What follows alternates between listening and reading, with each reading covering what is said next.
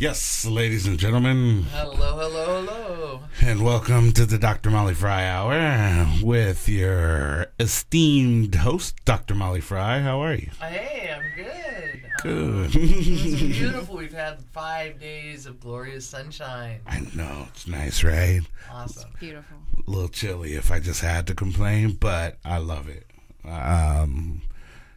Even the rain hasn't been that bad to me. When I'm inside, let me preface that. As long as you don't have to drive through it. It's true. It's not flooding. Oh, I saw. Hello, seasonal co-host, family of the show, Jazz is in the building. Hello. Jazzy Fizzle, that nizzle. My nizzle. I love it. I saw a video after you were on last week. Yes. And I saw a video of the I-5 and some of the flooding that people drove through. Crazy. And I finally understood what you were talking I about. put my big girl panties on that one. Right. That was gnarly. I was waiting to see cars. Like, I was wondering how they were making it through without floating away. Some of those videos looked really crazy. It was crazy. Even diesels were like up to their Up to really their high. axle. Yeah, Yeah. exactly. Yes, I know. Yes, I was there. Oh. And I should have been recording how, silly How I was scary acting, it but I was, was yeah. screaming. I'm gonna die, I'm gonna die, I'm gonna die, we're gonna, I'm screaming at my best friend. She's like, I should have been recording this. She's like, don't let off the accelerator. And I'm like, I let off the accelerator. But we have been lucky to get a good week. So the big news on my little riverfront is that this week of sunshine, a sea lion came up. Oh, that's awesome. I'm That on the is. American River at Fair Oaks, so probably 50 to 70 miles from San Francisco Bay, where it must come in. And made it all the way up. All Yeah. the way up. He was as long as this table from nose to tail. That's awesome. Yeah, so. Do we know if it's a he or she? Well, no. Just size. I mean, Yeah. he's big, and it just looked male. Because there is sexual dimorphism, which means men are different than women in that species. Not all species have a distinction, but humans do, and seals do. Right. Absolutely. Elephants for certain, Right. lions, tigers, and bears. So you're repping those cookies over there, Jamie. I am. Actually, yeah, my wife picked up this shirt for me, but I am a fan. Yeah, Cookies is a decent brand. They got a good flour. Well, Berner's a good artist as well. Yeah, Berner's doing his thing. He's Yes, he is. Talk about entrepreneur. That guy turns a little into a lot often. Is he doing a show? Is he doing a new show? I think he is working on something like Yeah. that, and then he has a new app for like battle rappers and things like that he's making really popular fast, and people can like battle each other interacting on musically, and and he's turned this brand Cookies into a worldwide thing. Just a Bay Area guy who was started out as a mediocre rapper, but then through persistence and good moves and business acumen and other things, he's turned it into now he's a mogul straight out of the Bay Area. And he came through SAC, put on some shows, and had a bunch of local artists there, and there was they were doing local art on the walls, and they were doing local DJs, and of course I had to go down and say, hey, hey guys, what are you guys doing on 16th Street? Yeah, what's up? And they were opening up a new shop. It was another glass shop, and they were blowing glass outside. I mean, it was fun. We had fun. Berner's fun. Cool. Yeah. Yeah, he's like a weed musician. Okay. From Northern California, Bay Area. So he's and he's grown into one of the biggest out there in the cannabis world. Yeah, because he made the strain cookies. And so he put the cookie strain together, and, a lot of the kids they love it, and a lot of people love it. It's, they say it's really good medicine. I've tried it. It's very strong. So it's helping a lot of people. That's good. Yeah. Might have to change their name, though.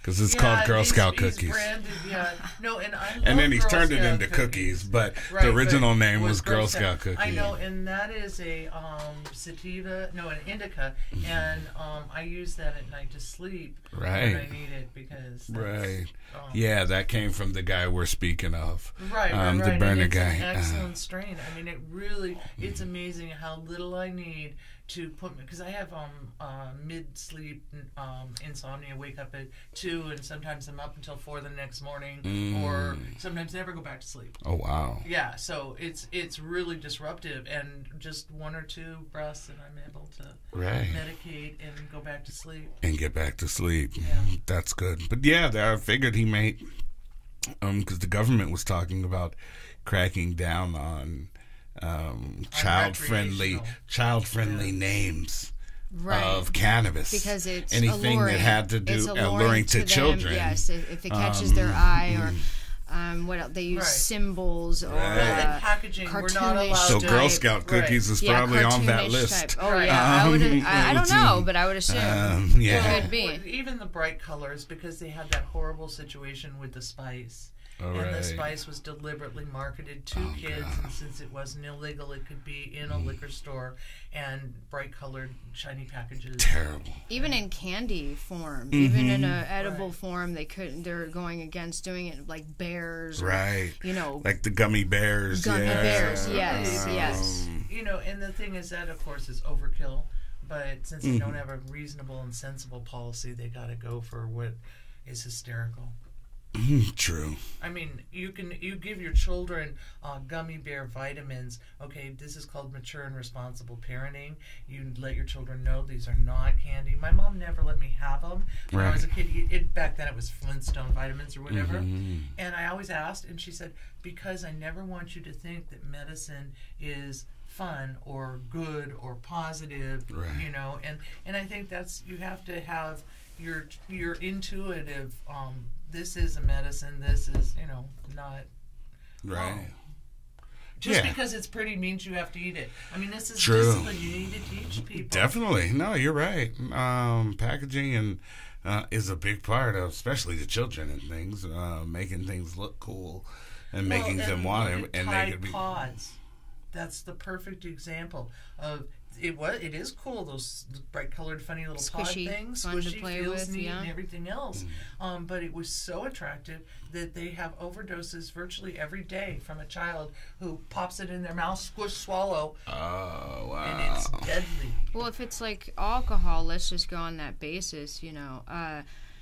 Even their hard mics, you know, they look like iced tea. Oh, Mike's Hard Lemonade. Stuff like that. I mean, if they're looking at it in That's that what I'm way. It's random, inconsistent policy. It does not make sense across the board. And they're not, you know, administering a rational plan. They're just overreacting, because the Tide Pods, they have active commercials running not to let your kids get to them. That's how serious this has gotten.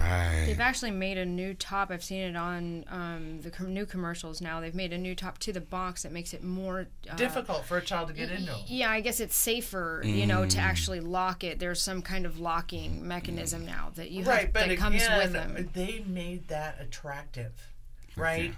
They could change the packaging of their little Tide Pod. But no, the government isn't telling them it's too colorful and pretty and cool. It's saying package it tighter. Because the prosecution or the lawsuits don't outweigh the profits. So it's like, we'll deal with it. That's risk management. We'll keep it. Like, let's make the mistakes later, and then we'll write a few checks, and then it's cost of business. Right, like car companies then we'll change do. It. Then we'll change it. Exactly. Car companies, let it go. But we're being regulated from the outside, where they're looking at our packaging and going, okay, we're going to call this bad. And that's all I'm saying is it's nuts. Exactly. It's nuts. Exactly. Treating medicine like you said, like a strip club or something like that, something perceived as seedy. Well, or when it's not, it's actually pretty beautiful and awesome when done right. Widespread. It's widespread. I mean, it's been around this long. We've been doing it this long. We've been regulating it on our own. Right. You know, so now we need new regulations and. Well, you know, and the thing is I totally think that given the 21 years since the passage of Prop 15. And in those 21 years, the industry has grown phenomenally, and the packaging, as well as the laboratory testing, the quality and consistency of all the products, as well as the medicines, phenomenal, unregulated. We should be proud of that. Unfortunately, as with every industry, there are bad actors. And there have been some incredible abuses, I believe not by the medical community as much as the cartels and the real criminals. But that's what pulled the regulations in. It was the environmental destruction in the state and the federal forests, which of course no medical patient in the world is going to be growing up in a forest. But you get up there, it's hard. Well, we're sick. Right. You're not going to go up and clear cut 4 acres and divert a stream and leave toxic substances and trash. Right. And call it medical. Yeah, and call it medical. Yeah, that's ridiculous. Yeah, this is on a medical basis. That's not a medical basis. But because that happened and they associated it with our regulated or our self-regulated industry, that's where the impetus to really act on this came, and the fact that they knew 64 was coming soon. This new law is off the... I did some homework on 64, and it is pretty amazing, and it's interesting to see where exactly they're focusing into. They're focusing into the water problem, generating your own water and making sure your water's treated before it gets discharged into the system. You have to take responsibility. That's right.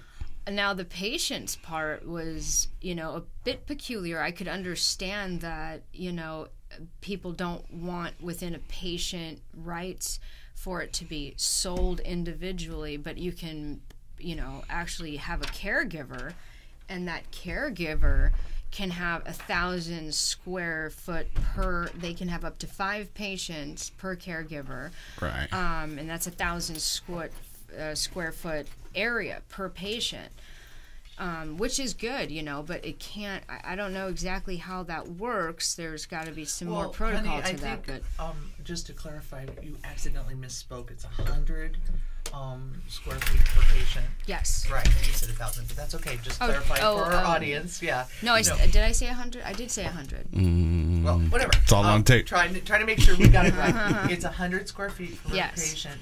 And of course, that'd be 1,000. Would be great. That's what I was thinking. I heard that, and I'm like, no, I know it is 100 square feet per patient. Of course, yes. I know. I'm just Absolutely. clarifying. But my point was, of course, is that even though it's mentioned in the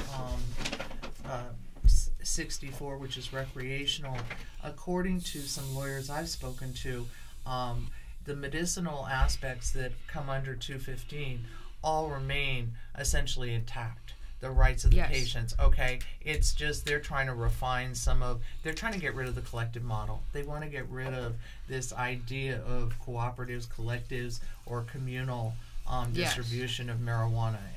But it actually states in black and white, you cannot give. And I thought that was the funniest thing I had heard in that whole law.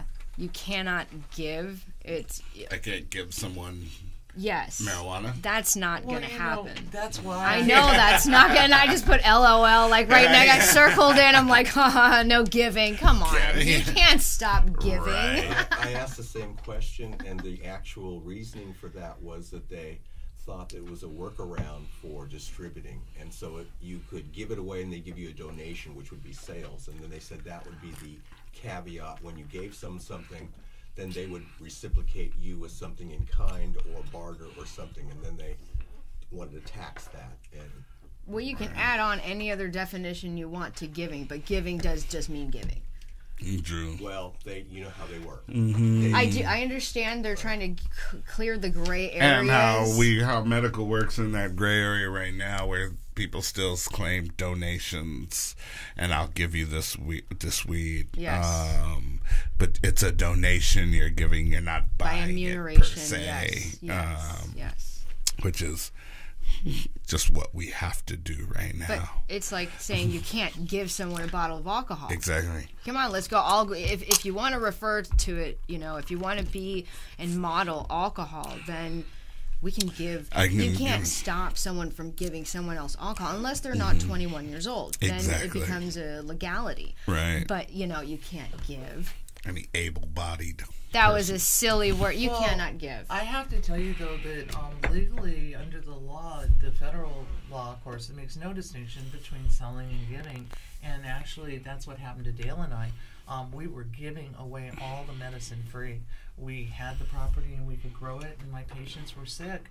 And my husband was providing this for people in true need.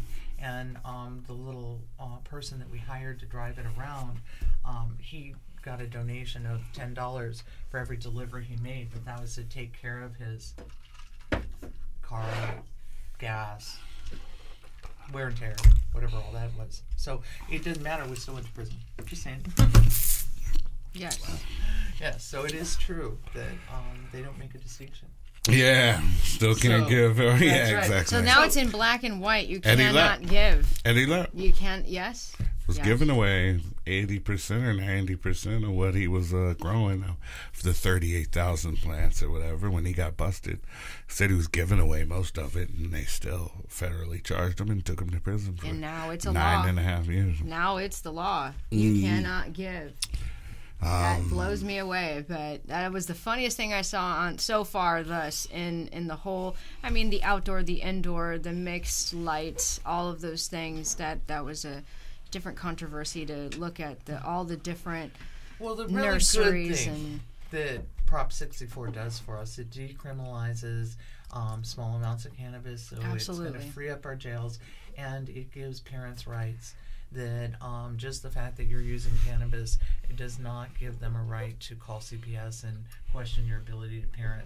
And if it did nothing other than those two things, I'd be dancing. So it's all good. I do wish it let people out. You know, I wish that people could get Reversed. Yes, I thought that was going to be a process that I was really looking forward to that, because that would have been a great turn of events for everything that's And it's a real significant problem happening. You're absolutely right. And, Yeah. you know, most laws do not go retroactive. You know, if it's a total injustice, like with the crack cocaine laws, they did go retroactive, but we can just keep, you know, working with our legislators and trying to get policy changed as the marijuana moves forward.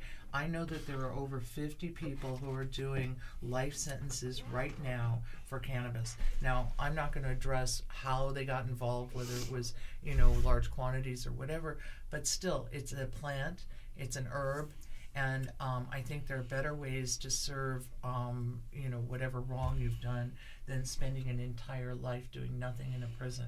Damn right. So we need to address that. I want to see it go retroactive. I want to get all those people out. I wish I could do the numbers. I wish I could actually. Maybe I can ask a grower, someone that's doing it more industrial, how much hemp we would need to just stop all this, you know, problems with gas that we're having, the pipelines, the oil refineries. It's like one evil over the next evil, and pipelines are breaking, and so people are saying build more oil refineries, but that's hurting, you know, the atmosphere. It's like backwards and forwards, but how much hemp do we need to actually... Actually, Jazz, they did a study in Israel for that purpose of how much hemp would have to be grown locally to correct the ozone and to correct all of the what you're speaking about. And they said that if you just allowed cannabis to procreate on its own and didn't, you know, put all the, you know, a lot of sprays and all the things as they do in India, just let it grow naturally. Right. Yes. If you did that by itself, it would take from 7 to 10 years to completely rejuvenate the Earth's ozone, atmosphere, water supply, and then they showed that they could take certain kinds of mushrooms mixed with THC and other forms of marijuana. I like mushrooms. And completely take the garbage that was floating in the ocean and the oil and all of the things that had happened in Fukushima and almost eradicate them biologically. And marijuana byproducts were part of that system, along with the mushrooms and all of the things that were going to grow, the mycelia and all those things that happen internally from the, you know, just from the mold point of view.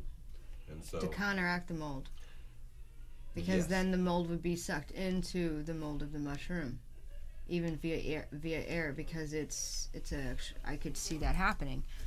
Well, you know, I think that one of the things that when we had that huge oil spill in the Gulf, of course, that I loved was they discovered that human hair or pet hair, but the biological structure of hair would absorb the oil off the top of the ocean. And so this is the fundamental principle and philosophy that I've lived my life by, which is that here in our environment is every solution to the problems we have. And if we use what is naturally occurring first, we probably don't need so much synthetic or alternative garbage solutions that have never before been on our planet. I mean, for thousands of years, human beings have not had oil refineries. So, Richard, what you're saying is it would have to grow then wild for 7 years, basically in every back door, kind of like a thistle or like grass? No, actually, it's in its natural state. There are 3 types of hemp. There's the sativa, then there's the indica, and then there's that one with the R that they use for hemp. And there's 3 types. Yes. And the 3rd type grows naturally and is not invasive, so it grows naturally in its own environment. And usually where you're speaking about in India and those higher elevations, yes, 3,000 to 4,000 feet, seems to be where it goes unchecked, and it completely realigns the focus. The soil. It puts all the roots and the nutrients back into the soil. It rejuvenates all of the different depletions that have happened from wrong crop sharing and wrong types of depleting, planting something for more than a couple of years in a row. It fixes those things. It also seems to solve the ozone thing, which, and again, the ozone thing, which is sort of a fictitious issue, and yet it's not provable and not measurable, but yet we see in the atmosphere and the pictures from space, it's a little different. And there's lots of studies, and there's pros and cons. The idea here is that marijuana is a natural ingredient that was here, and it seemed to preserve the earth for millions of years before all this other stuff seemed to happen. So to eradicate it seems illogical and something that would destroy our earth eventually. So we're really on the wrong path. So all the things that you're speaking about seem to be the right direction. It's just hard to figure out how we're going to implement those things. Well, if we're in a state of crisis, we have a problem, then we should address it, is how I'm looking at it. And I know that hemp could do a whole lot now that it's actually legalized. We can start looking at bigger issues. Hemp isn't legalized. The studies are going to be good. And I think you got another issue that is a political issue, which is all these cannabis growers are not going to want pollinated, seed-bearing hemp plants flourishing around their unfertilized marijuana gardens. So I don't know. It's just every time I've jumped on your bandwagon with grow hemp, they're like, never. Just what Molly's bringing up is the critical point now that we have to look at, which is save the seed banks, because with the Monsanto and all the other chemicalizations and the other invasive types of farming practices, we're going to find that the actual seed stock is going to go away, and we aren't going to know what happened. And then we're going to have the Monsanto marijuana type of plants, and then we're really going to be in a situation where, yikes, does it actually have efficacy anymore? Are they going to breed the efficacy out of the marijuana just to actually grow it, make money, and keep it going? And that seems to be what has happened in the past with chemicalization of natural herbs. And I think Molly has brought that up before. As soon as you synthesize anything, it's gone. And the efficacy is marginal. Well, and again, we want to go back to nature. That's what we're all about, is trying to look to the earth as our source and also our responsibility, so that we're giving every life a portion of the right to exist and respect that it deserves. But I totally agree. This is the year I want everybody to bite the bullet and fertilize some pot. We need to make sure that vital, strong seed lines are being kept and stored. And I'm making an appeal. I know all the people that I know are saying you've got to really get those seeds and label them and keep them and be prepared, because things are going to be changing. Maybe some ATF. Well, I wonder if the climate, just the actual climate at all, from all of these seeds, the clouding with all the chemtrails and all the other Earth things that have happened, and the Fukushima and all the other things, how ready is the Earth? Is the Earth's soil well enough to actually produce the healing type of marijuanas that we need now? Are they tainted? Are they, how bad is the Earth? How bad is the water? How bad is the soil? So what we're putting on these marijuana plants probably is tainting the efficacy. So I'm kind of concerned that without environmental and we'll say hospital-like level 2 conditions, or growing it in space, or some other kind of things, maybe the Earth is getting to a point where it can't really substantially do the yields we need. Because if you look at the numbers, and the numbers are half of the people in the United States are smoking marijuana, that's quite a consumption. In the rest of the world, if you look at Australia or New Zealand, and I saw something said it was like 13%. Yeah, I mean, it's a lot of people. It goes to food too. And so where does it goes back to food at that point. All this stuff come from? I mean, you got to understand it's the number one cash crop in California. Well, there's a lot of wine is the number one. Well, logistically now, and second is weed. Yeah.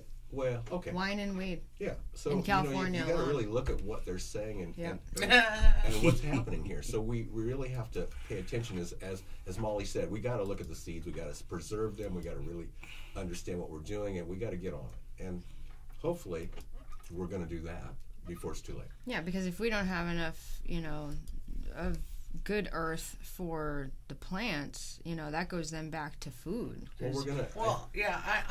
think that I don't want to go down that rabbit hole, because I think there's plenty of good earth out there, and that the natural process of the earth, I mean, even when our entire planet was covered with volcanoes and the whole environment was acid and boiling and everything else, there were plants that could survive, and those plants generated enough oxygen, and time and cooling allowed the planet to develop to where we are. So for every difficulty we find ourselves in, I believe there is a route back, but we all have to be working for it. So let's end on that positive idea. I like it. I like it a lot. And if you're taught well enough to do if you are in the grower's aspect, then you know that you can put back in your mulches, you can bring in your own dirts. That's what I'm you saying, can do your all own. The mycelium and all the different. I have been taught absolutely, indefinitely, properly, and I thank God that I have been, because I know there's a big difference. I've seen it, and let me tell you, now I know the huge difference. It takes a lot of money to do things properly. A lot. And a lot of people do not. Extreme effort from people. Well, and especially if you're forced to use a light source other than the sun. And I mean, honestly, outdoors, sunshine, that's the way the plant grows naturally, and it's less expense, effort, and everything else. Well, not even the expense. It's everything. Yeah. Even doing it outdoor, it's still expensive to do it properly, to begin. It really is. The mulches and everything else that you have to do that are proper, you don't have to do them, but if you're conscientious, you can spend a lot of money and learn through a couple of cycles what's the best and how to get better and better. Because obviously, if you're spending the time, you want to make it productive and effective. Yes. And that's been hard to do when at any moment the police could show up and rip the plants out. Or some bugs could come and eat them all, or a deer could come by and eat it, or termites, ants. Can't control termites. Try that one. I'll kill every termite. Try it. Go for it. Get on my plants.